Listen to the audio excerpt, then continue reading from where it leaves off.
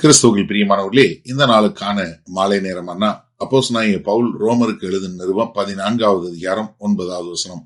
ரோமர் 14:9. ரோமன்ஸ் 14:9. கிறிஸ்துவும் மரித்தோர் மேலும் ஜீவனுள்ளோர் மேலும் ஆண்டவராய் இருக்கும் பொருட்டு மரித்தும் எழுந்தும் பிழைத்தும் இருக்கிறார்.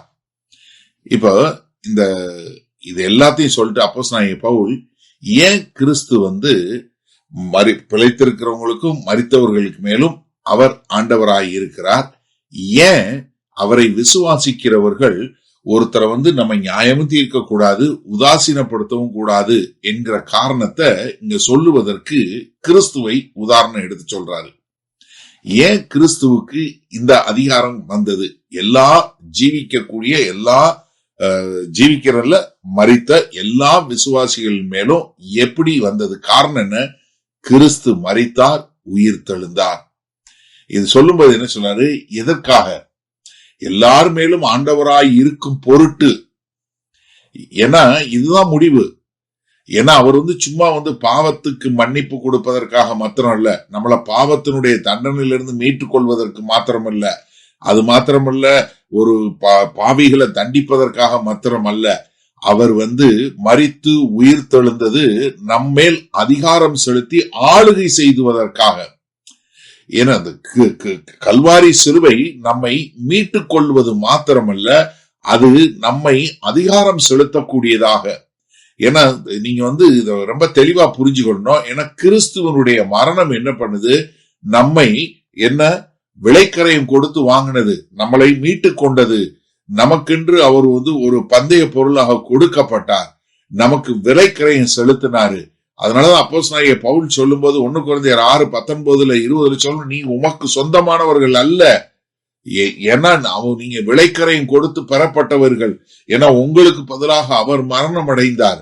அதனால அவர் மரணம் அடைந்ததுனால அவருக்கு நம்மை ஆளுகக்கூடிய அதிகாரம். அது மாத்திரமல்ல, அவர் உயிர் தெழுந்தார். எனக்கு இயேசு கிறிஸ்துவனுடைய உயிர் தெழுதல் என்ன? மரணத்தை ஜெயித்தார், பாவத்தை மேற்கொண்டார், அது புதிய ஜீவனை உருவாக்கினார். அதனால அவர் ஒரு ரட்சகர் மாத்திரமல்ல, அவர் ராஜாதி ராஜா. ஏன்னா அவர் தான் நம்மை ஆளக்கூடியவர். ஏன்னா இந்த ரோமர் 1:4 சொல்லும் போது என்ன? அவர் பலத்த சத்துவத்தினாலே அவர் தேவனுடைய குமாரன் என்று எது மரித்தோரிலிருந்து உயிர் தெழுந்ததுனால நிரூபிக்கப்பட்டார் என்று சொல்லக்கூடியதாக. வெளிப்படுத்தின விசேஷம் 1:18 சொல்லும் என்ன சொன்னாரு? நான் எப்போதும் ஜீவிக்கிறவனாய் இருக்கிறேன் என்று சொல்லக்கூடியதாக. அது மாத்திரமல்ல, மரித்தோர் மேலும் ஜீவனும் மரித்தும் எழுத்தும் பிழைத்தும் இருக்கிறார். அது மாத்திரமல்ல, அவர் வாழ்க்கையை கொடுத்தவராய் இருக்கிறார். அவர் என்ன? அவர் இன்னைக்கும் ஆண்டவராய் இருக்கிறார். அவர் எப்போதும் ஜீவிக்கிற தேவனாய் இருக்கிறார். அதனாலதான் அவரால் என்ன பண்ண முடியுது? நம்ம மேல ஆளுகை செய்யக்கூடியவராய் இருக்கிறார். எல்லாருக்கும் அவர்தான் ஆண்டவர். அதனால நம்ம யாரையும் தவறுதலாய் நடத்தக்கூடாது. சரி, இந்த நாள்ல இந்த வசனத்தை நம்ம எப்படி எடுத்துக்கொள்வது? முதல்ல நம்ம எல்லாருக்கும் என்ன தெரியுமா தெரியணும்? நம்ம எல்லாருமே, சபையில இருக்கிற நம்ம எல்லாருமே கிறிஸ்துவுக்கு சொந்தமானவர்கள். எல்லாருக்குமே விலைக்கரையும் கொடுத்து வாங்கி இருக்கிறாரு. ஒருத்தர்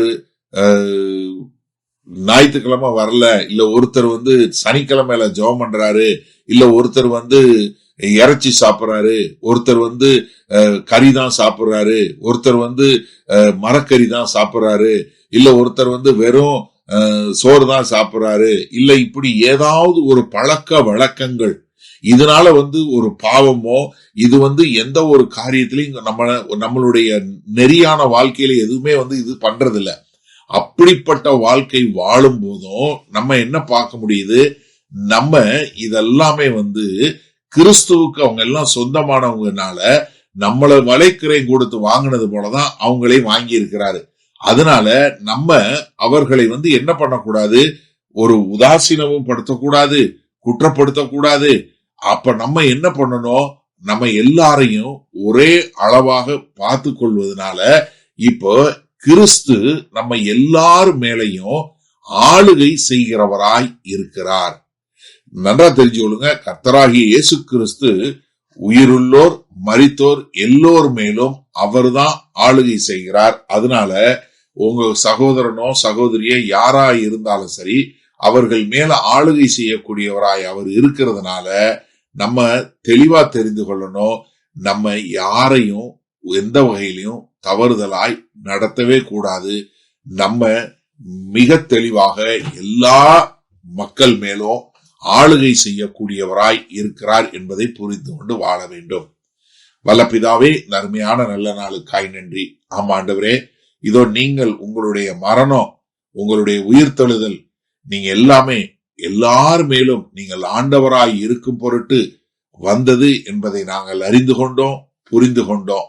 அதனால எங்களுடைய சபையில இருக்கக்கூடிய மற்ற கிறிஸ்தவர்களுடைய பழக்க வழக்கங்கள், பாவமல்லாத பழக்க வழக்கங்கள்னால எங்களுக்குள்ள பாகுபாடோ பிரிவினைகளோ வேறுபாடுகளோ உதாசீனமோ பெருமையோ குற்றப்படுத்துதலோ இல்லாதபடி ஒரு ஒற்றுமையாய் வாழ எங்களை அர்ப்பணிக்கிறோம். இயேசு கிறிஸ்துவின் மூலம் பிதாவே, ஆமேன்.